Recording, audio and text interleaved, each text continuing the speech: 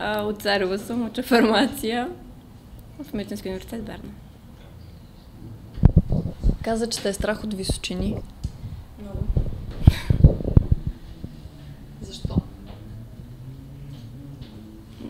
Не знам. Кога усети, че те е страх от височини? Има ли си някакви такива преживявания?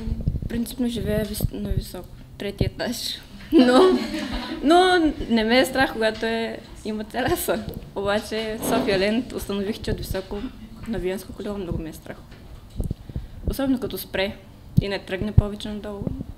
Тогава става опасно. Да. Добре, явно Виенските колела не са ти така любимите места за забавление. Кои са нещата, които обаче така те карат да се усмихваш, карат да се чувстваш, не знам, пълноценна по някакъв начин? Семейството ми. Обичам да се прибирам. Въпреки, че не се прибирам на често, но... Къде живее семейството ти? Царево си. Разкажи малко повече за тях. Имам брат, 2 деца сме. Брат 10-ти клас е... Семейството ми си е обикновено семейство. Притесняваш се от височини, притесняваш се от камери. Ако ти се наложи да така работиш за това, което си говорим днес, за позитивния образ на ромите, по какъв начин би го направил? Камерите и височините не са това начин, няма да летиш с парашут, няма да даваш интервюта.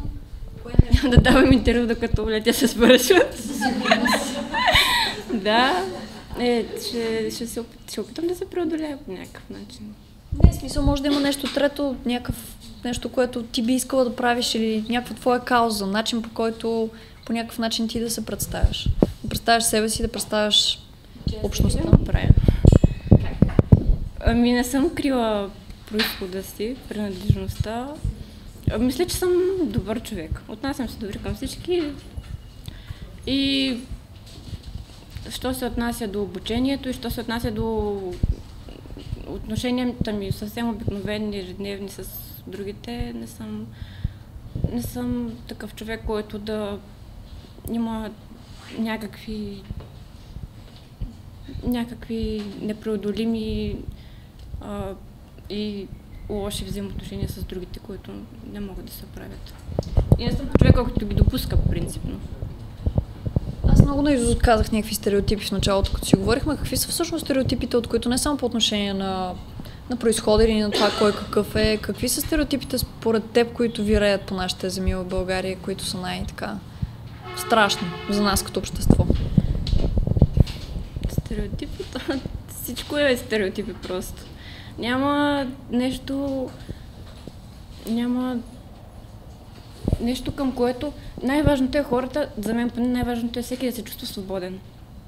Тук това го няма. Не може, например, да обичаш най-елементарното, което е. Аз обичам да чета, например. Не, нали, с фармацията неща свързани, да съм луда по това, но както и да е. Обичам да чета. И има хора, които като им кажеш, че обичаш да четеш, те те гледат все едно си откачен и си казват: ти добре ли си въобще? Как ще обичаш да четеш? Днеска имам из фармация, дай да ходим. И това е най-елементарното, което принципно, не знам, някакси ценностите много са се променили, което е грешно.